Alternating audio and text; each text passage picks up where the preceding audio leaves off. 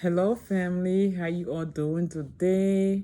Hope you all are having a wonderful day. My day was a little bit not too great today. I just got back from the funeral. But I'm doing okay now. But anyways, I just wanted to jump on here, um, because I was having a conversation with a young man, and I believe a lot of people have similar situation. Because if one person can have that situation, another person might have the same situation. So I just wanted to shine light into that area. Okay, so I was having this conversation with this young man, and he told me that his grandmother is pressuring him to have a grandbaby, her great grandbaby, before she dies. And he said, I'm not ready to get married yet. I'm not ready to have a kid yet because I don't have a. I mean, I was so impressed with his mindset. He said he lives in Liberia. He said, I'm not ready to have a kid yet because I don't have a suitable job. I'm working, but I don't think I'm financially secure, and I'm not prepared. I'm not to where I want to be. So I don't want to bring a child into this world to punish the child, but she keep pressuring me. I was like, oh no, she can do that. She can do that. So yeah, you can, mothers, if you're watching, parents, if you're watching, don't pressure your children into marriage that they are not prepared for, because these are some of the reasons people get into bad marriages. They lose their lives. They get into, they go into, they end up in divorce. All because the parents, because of the parents. No, you have to allow your children to make their own choice, at their own time. There are many things to marriage. People get into marriage just for all of the wrong reason. Peer pressure, societal pressure. I will always say this, and that's not what they want. Okay? Now you're pressuring your child, you want a great grandchild. And you want him to go and get married to whoever you don't care.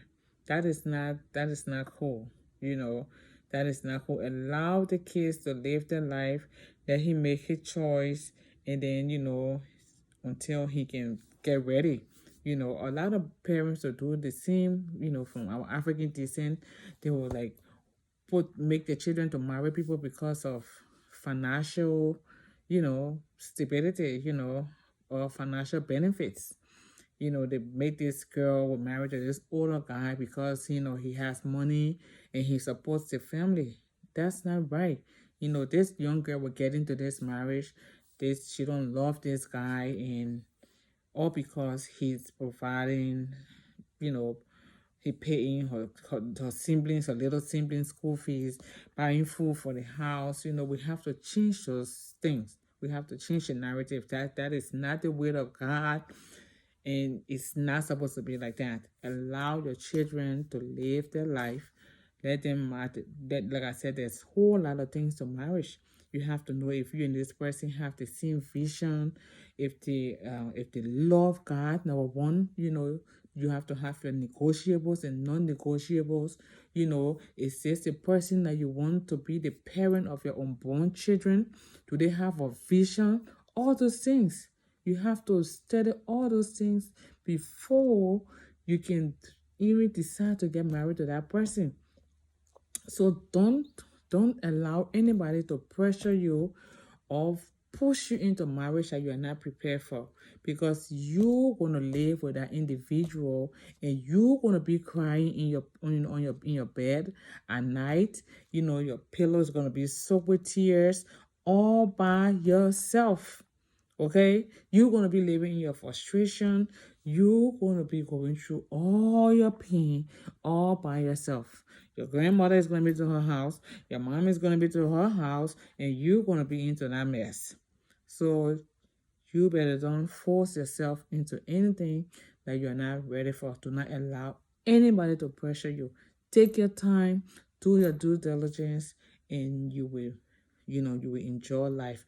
Marriage is beautiful if you make the right decision. Do not rush. Do not be in a big, you know, in a big old rush before you mess it up. All right. So I just wanted to come in on here to squeeze that in there. If you don't know me, my name is Albertina Nanyenti.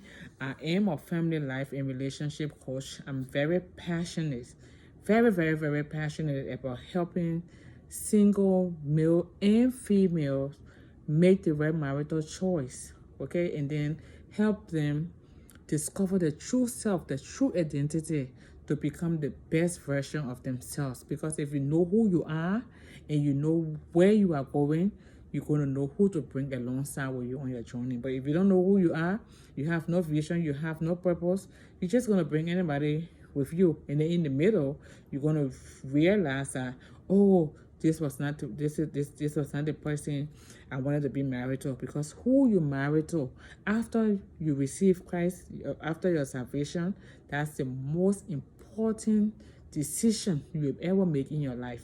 Because who you married to will either break you or they're going to make you. So it's very, very important. People take marriage very lightly, and that is wrong. They go to school to become doctors for 10, 14 years. They go to school to become lawyers and all of that, but then they never read one book on marriage. They never went to one seminar. They never went for any counseling, premarital counseling class. And this is a lifelong thing. This is a person you're going to live with.